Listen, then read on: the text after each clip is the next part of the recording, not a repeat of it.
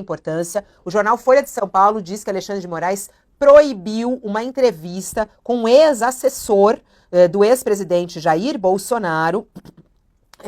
E segundo o jornal Folha de São Paulo, esse pedido de entrevista, ele foi feito já há algum tempo, quando ele ainda estava detido, né? A resposta, no entanto, veio no último dia 22. E segundo a alegação de Alexandre de Moraes, ele não poderia ser entrevistado, justamente porque uma das condições para que ele ganhasse a liberdade era ele não manter comunicação com demais investigados, entre eles o próprio ex-presidente Jair Bolsonaro. O próprio Bolsonaro já reagiu dessa decisão nas redes sociais, dizendo todo dia um. Isso é democracia. Foi o Carluxo que escreveu, né? Todo dia um. Isso é democracia? Pergunta. Todo dia um. Isso é democracia? Colocando aí a reportagem e o painel da Folha, né, que é assinado pelo Fábio Zanini, dizendo que Moraes censura, a palavra inclusive utilizada pelo jornal Folha de São Paulo, chama de censura o que aconteceu na decisão de Alexandre de Moraes. Bolsonaro criticando essa decisão. Eduardo Bolsonaro também saiu em defesa de Felipe Martins. Disse Eduardo Bolsonaro que ele disse que Moraes tenta calar o ex-assessor a todo custo, para que ele não conte à imprensa os abusos que sofreu durante o período em que ficou preso. Felipe Martins ficou preso por 6 meses, ele é suspeito de ter participado da trama de golpe de Estado.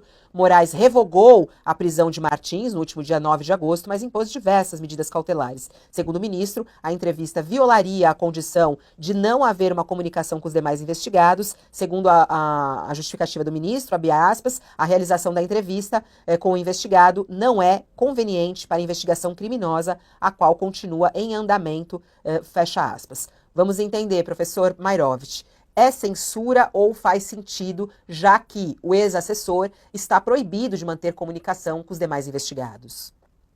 É censura ao jornal Folha de São Paulo. Censura, eu acrescentaria, descarada. E me leva a fazer aí uma comparação com a famosa frase do Shakespeare. Shakespeare, algo de podre acontece no reino da Dinamarca. Mairovich, algo de podre acontece no Supremo Tribunal Federal do Brasil. Algo de podre, por quê? Porque se está rasgando a Constituição, se está atentando ao Estado democrático de direito. Agora, mergulhando no caso concreto e a mostrar por que é censura. E bolsonarismo de lado, tá? A questão é a seguinte: esse Felipe teve a prisão cautelar decretada pelo Moraes por uma única, atenção, por uma única razão, qual seja estar foragido e, portanto, evitar o quê? O cumprimento da lei, uma eventual aplicação de sanção. Esse é o único motivo. Ora, ficou provado, com prova abundante, que ele não fugiu para fora do Brasil como estava na decisão. O que ficou, então, como consequência? Que houve um erro judiciário. E se houve erro judiciário, o que tem que se fazer? Revogar a prisão e não impor outras sanções restritivas de direito, e que foram impostas. Por quê? Porque a causa da prisão, e continua a mesma, era a fuga do Brasil. E fuga não ocorreu. Ora, a partir disso, do erro, se torna absolutamente legítima e importante o jornal Folha de São Paulo e buscar o quê? Esclarecimento, informação sobre o que aconteceu. E o que faz o Moraes? Quer esconder, quer o quê? Deixar que não fique claro o grande erro que se cometeu. Atenção, não sou bolsonarista, o bolsonarismo está se aproveitando disso.